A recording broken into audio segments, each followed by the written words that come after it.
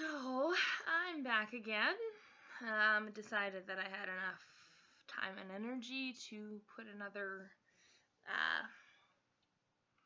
addition into this, whatever this is. I have no idea what this is at this point. I kind of got sidetracked from the reason in my last video exactly why I am choosing to do this. And what I would ultimately like to do is take you on my journey with me to, or through how I got into psychosomatic therapy, and then eventually I want to do my Body Awakening Method BAM course with you, and kind of do a diary as I go through that, and see how I am working on myself and how I'm evolving. I'm in a little bit of a, excuse me, doing my hair here, finer mindset. You're going to see many different looks of mine throughout this whole process. So bear with me. So the whole purpose of this and why this got started is so that I can do my Body Awakening Method and sort of have a video diary as I'm going through it. But as I got going yesterday, I kind of had this feeling of like,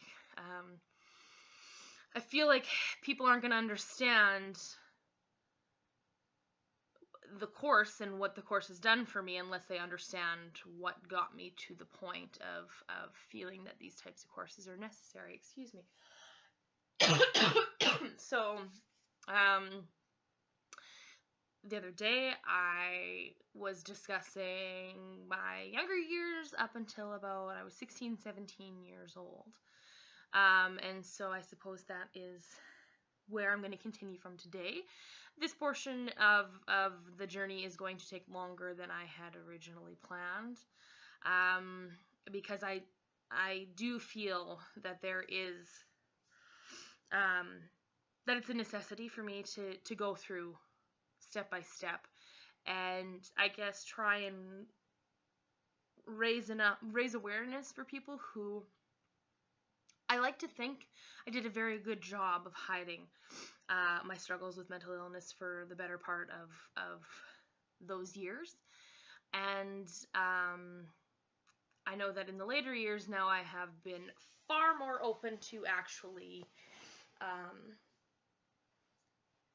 telling people, being open about it, helping people through their journeys. I always tell people one of the positives in amongst the many negatives that there were, was that now I have a lot of knowledge when it comes to mental illness and the processes of getting better and who to talk to and what resources are out there. I by no means know all of it, but I do pride myself on being somebody that people can come and talk to and express their stories to and their journeys, and hopefully I can continue to use this as a positive way that I have, a positive path that I've chosen to turn this into. But as our last conversation went, it wasn't always that way. So we had finished around the time that I was 16, 17 years old and had my first suicide attempt. And then grade 12 happened. And so I guess we're going to kind of go from there. As I was saying, I don't have much in the way of memory from those years, unfortunately. And, you know, it's such a shame because it's your graduation year. It's your senior year in high school. It's the year, I thought it would be my next grade 9, winning my awards and, getting scholarships and doing everything that I ever wanted to do. But life had other plans for me.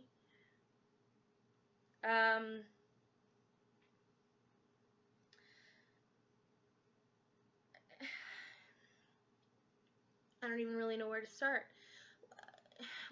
When I was in my later teen years, I had some incidences happen to me that I didn't even realize until a number of years later what exactly had happened.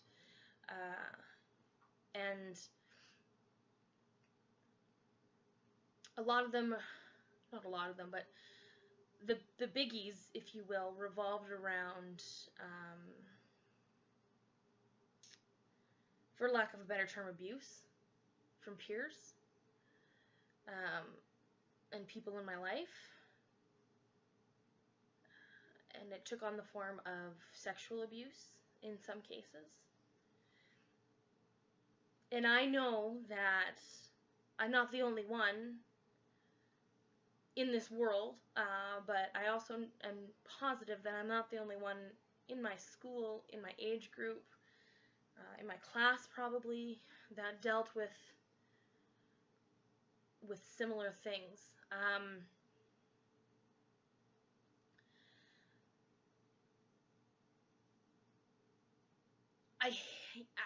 Last night I sat around, like I sat thinking about, it's funny, I actually watched myself, and then I sat around thinking about things to talk about, and I got fixated on rape culture, and how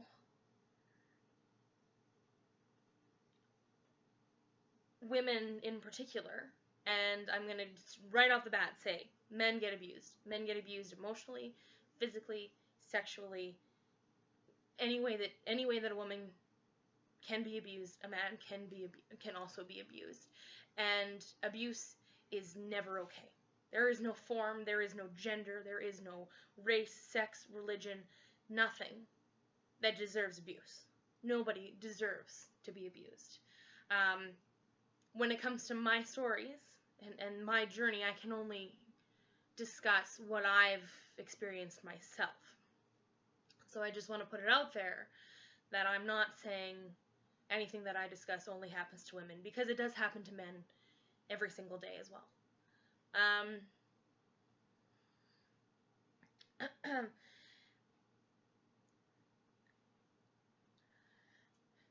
This particular subject expands beyond 17 for me. I first encountered it in those late teenage years, but I have encountered it many, many times since. And it's crazy to think about, because I lived my entire life believing that it would never happen to me. If I'm a good person and I treat people well and I treat people fair, then, you know, nobody's going to treat me like that, right? And this is exactly what my mother was trying to teach me, is a possibility. Abuse is everywhere. It's everywhere. It's sad, because I know I've heard so many stories. I've watched so many people, and it's such a vicious cycle. And when you're in it, when you're in the cycle of abuse in any form, whether it's emotional, verbal, physical, sexual, spiritual, anything, you don't realize it's happening. You just think whatever you're getting, you deserve. If so-and-so hits me, it's because I did something wrong and I probably deserved it. If sex was forced on me, it's because, you know, I said no and I'm not allowed to do that. I'm a woman. I have a place. I have a responsibility to men.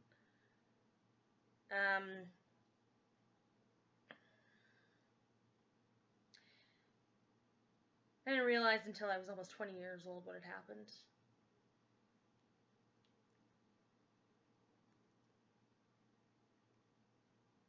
I didn't realize till now how many times it actually happened.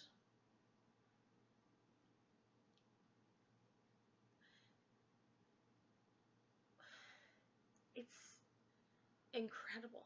I've had more than one employer sexually make a pass at me or try and force sexual acts on me.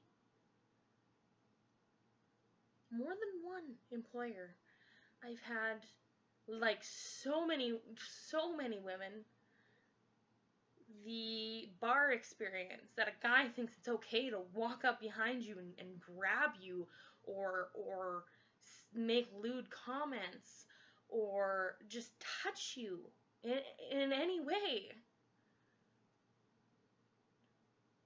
And as women, we're supposed to just sit back and say, I guess it's probably my fault because my shirt was a little low cut and my skirt was kind of short. Like, that's the reaction that we've been trained is what's, supposed to come out of our mouths when somebody violates us.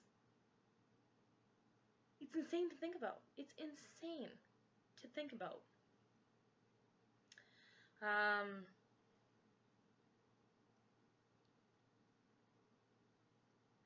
I was once taken away against my will and kept somewhere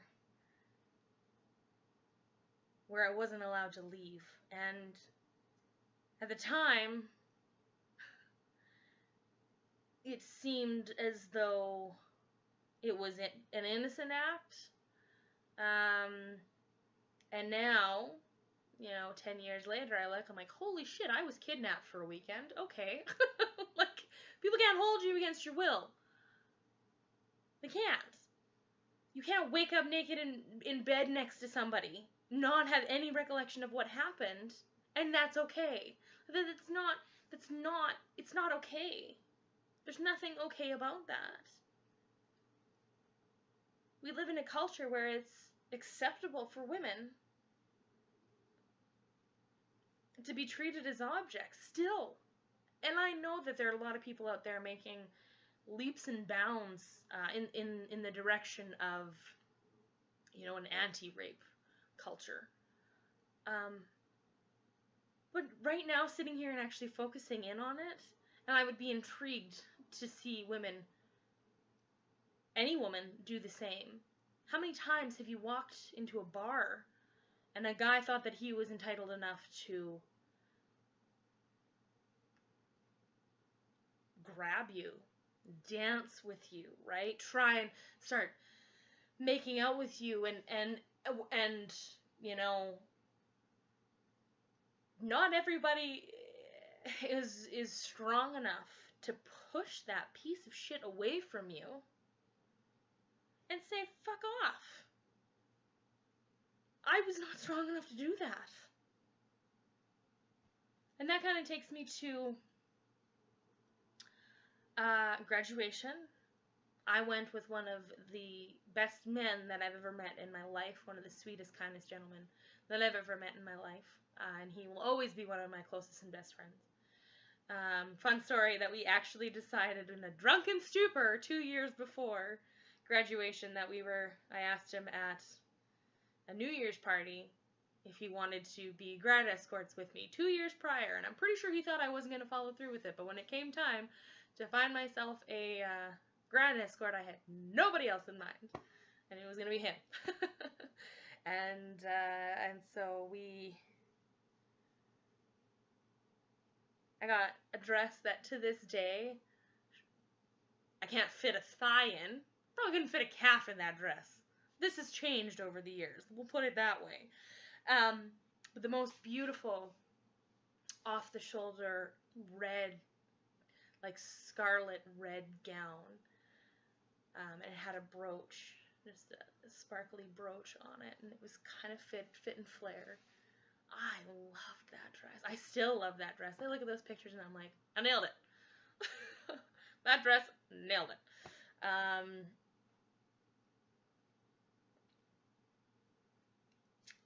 Graduation day was fantastic.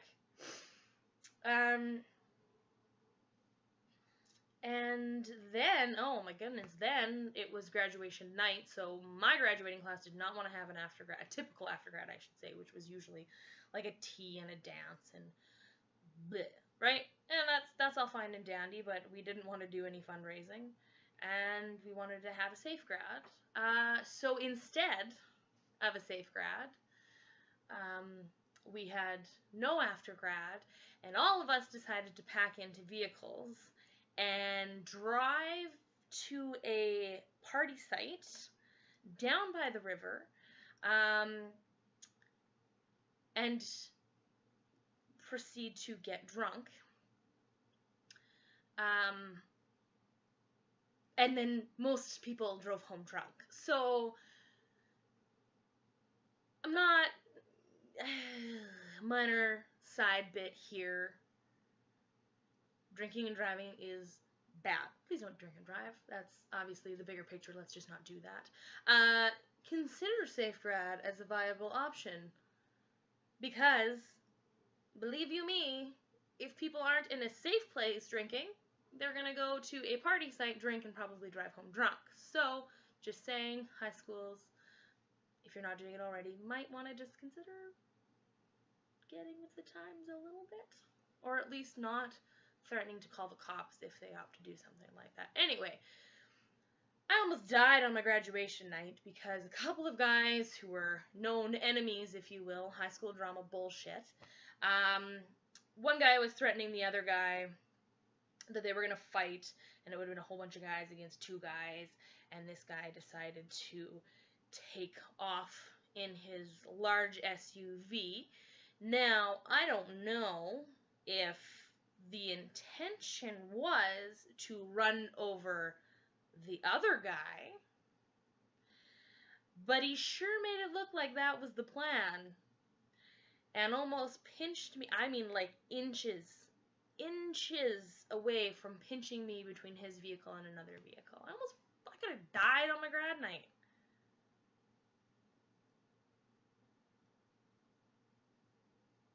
But I didn't. So that's good. I believe I ended up at McDonald's somehow.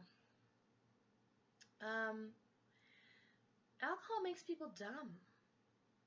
Really, really dumb. So anyway, that was graduation for me. And then what do you do after graduation, right? You're 18 years old. The world is at your feet. You can do anything. You can be anything. You can go anywhere. And so I opted to pack up with one of my best friends, put in a couple weeks of work at the old truss plant, make a little bit of money, and move to Banff immediately after graduation.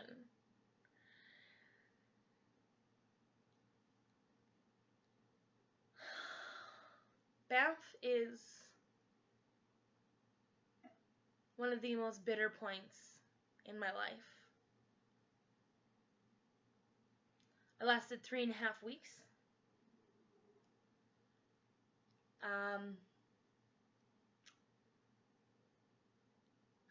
You're legal drinking age when you're 18, right? So we went there and we partied hard. We did a housekeeping job.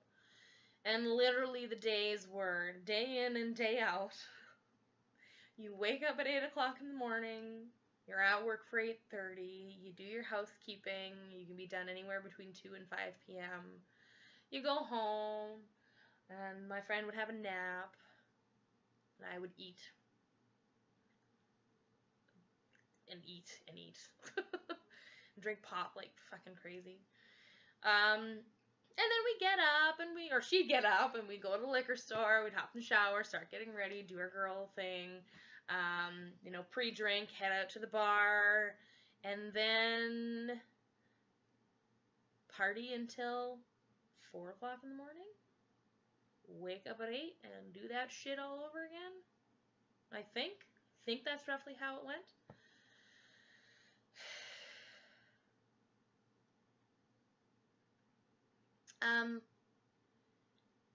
It was a very extreme lifestyle, and when you're 18 years old, it was a lot of fun. I did have a lot of fun. I'm not gonna act like I didn't have a lot of fun, but aside from that, I couldn't believe the types of people that I encountered on a daily basis. Our manager was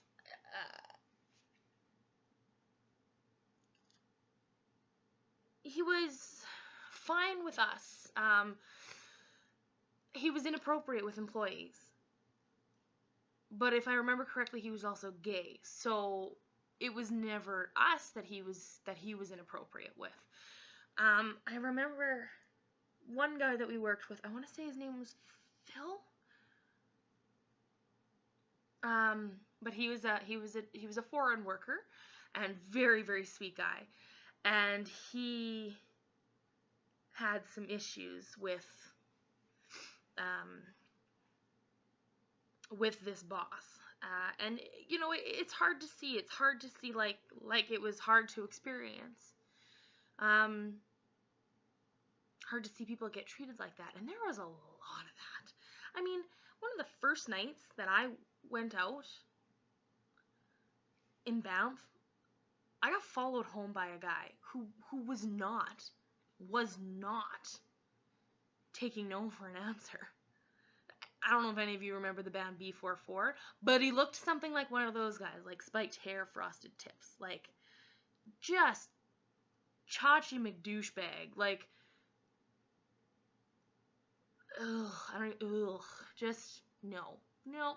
And he took a fancy into me, and you know, whatever, you dance together at the bar, and he tries to take you home, or take me home, I should say. And at that time, my type was very different from that. And so he actually followed me to my home, and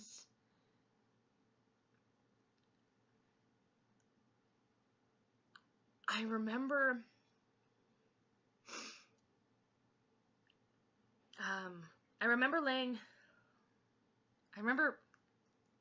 being laid down in the grass where I didn't want to be. I remember staring at the neighbor's window, praying to God that it was open and they could hear me.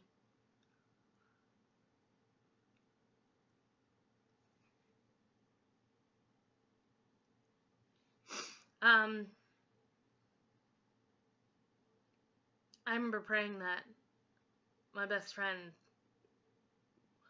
who I had lost at the bar, was not in the same situation that I was in. What I don't remember is how I got out of it. Because no wasn't an acceptable answer.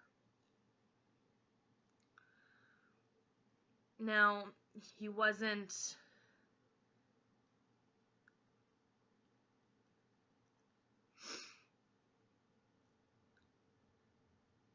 forceful in the sense of like shoving me down to the ground,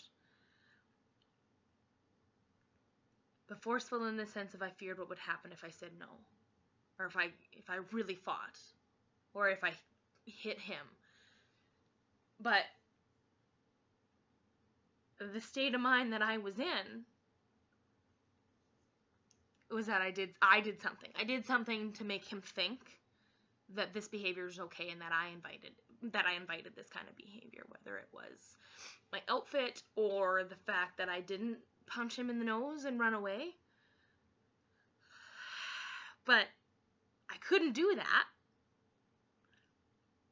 because then he might not like me, and then we're back to that warped sense of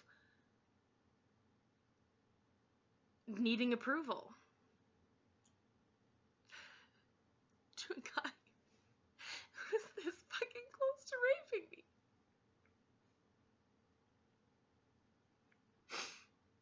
Somehow, it wasn't okay for me to scream, yell no, kick him in the fucking nuts, and run away.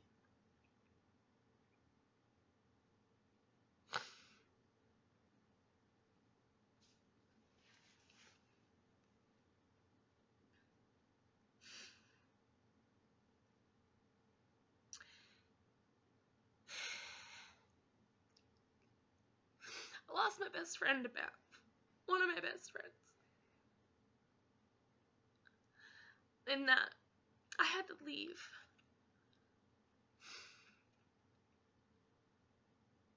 And and she didn't. And I'm so thankful that she continued to enjoy herself and travel. And I hate that I had to leave her. But that was one of the first nights we were there.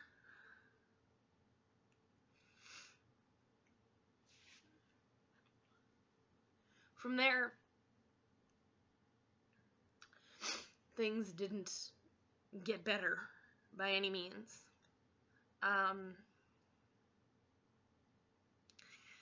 Excuse me.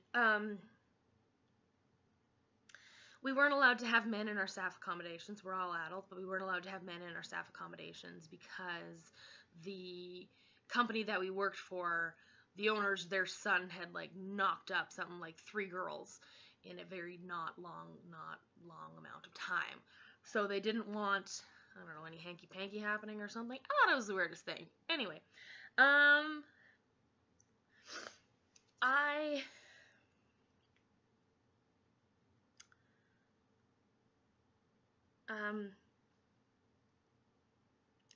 remember going out to the bar one night with some guys from work, the maintenance guys as we called them, and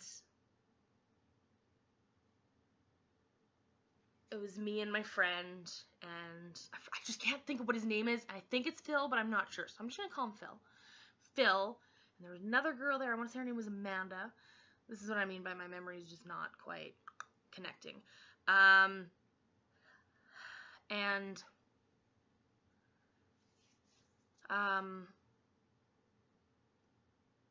they literally asked my friend and I, which one of you is the wild one? And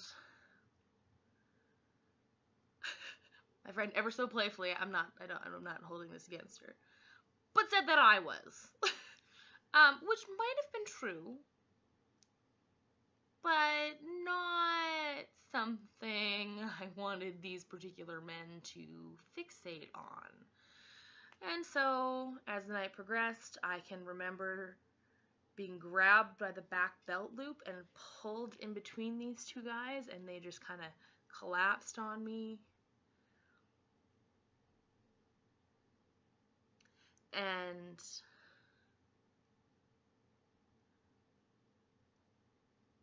you know, the typical bar dancing, groping, whatever happened. Unwelcomed, but whatever, you're at the bar, right? And I was so thankful when Phil stepped in and kind of stole me back. But then these 2 guys kind of had a bit of more of a fixation on myself and my friend, and one of the last straws for me being there was the day that they came into our apartment without notice. My friend and I had gone to McDonald's to pick something up. And then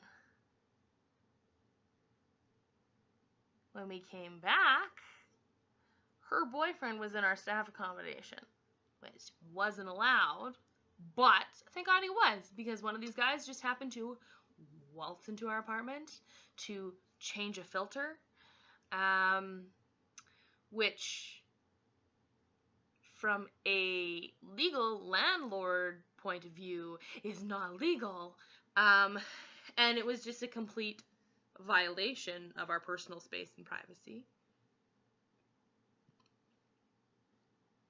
I didn't like it, and I'm thankful that her boyfriend was there, because I don't know, what are they just gonna go sniffing panties or something? Like, I have no idea.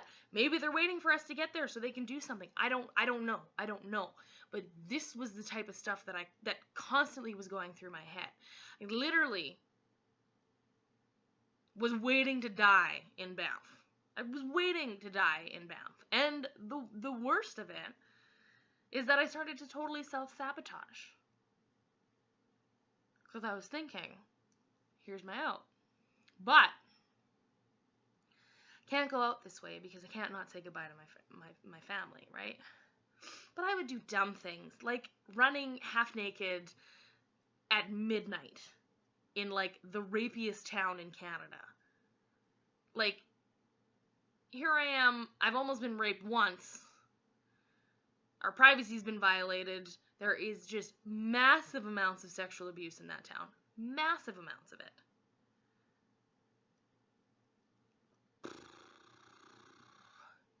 And here I am, I just go ahead and let's just run up the side of a fucking, I don't know, mountain with nothing but a sports bra on. You know, I avoided the main streets, but isn't that what stalkers are waiting for? I don't know. Like, I was dumb. I was dumb. And I was self-sabotaging, and I was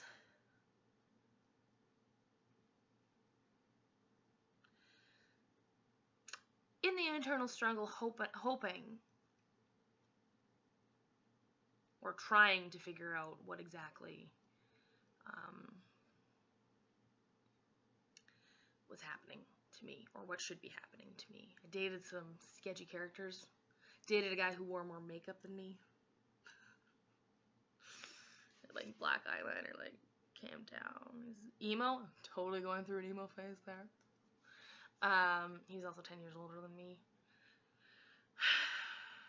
Like, I don't want to say dated, I was seeing a guy. Spent some time with a guy. I hate that chapter of my life because I had to make a decision. And this is one of the few times that I made a selfish decision, for lack of a better term. I left one of my best friends in Banff by herself because I knew that if I stayed, I would probably die in Banff and never see my friends again or my family again, you know? I loved her. And our friendship was just never the same after that. And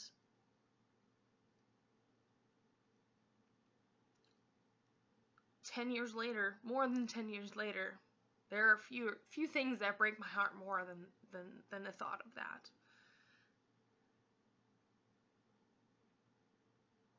Because I miss her.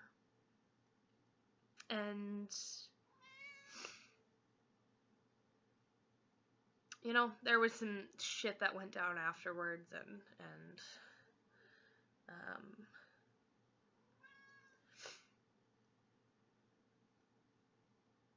you know, it wasn't just Banff that ruined that friendship, but I know that that's where it started.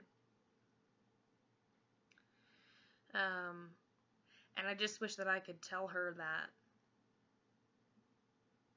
I had to leave. I had to leave.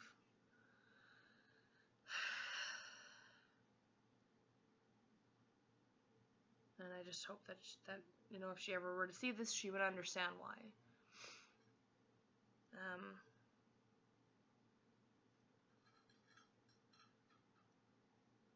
sorry. Anyway, so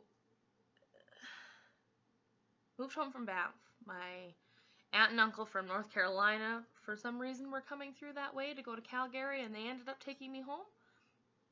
I remember watching Van Helsing on the, I don't know, anyway.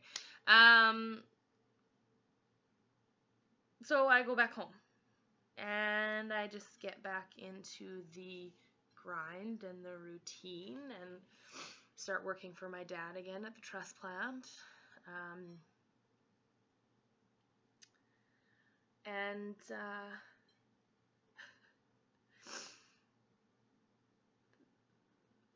that's when things started getting different and very, very ugly.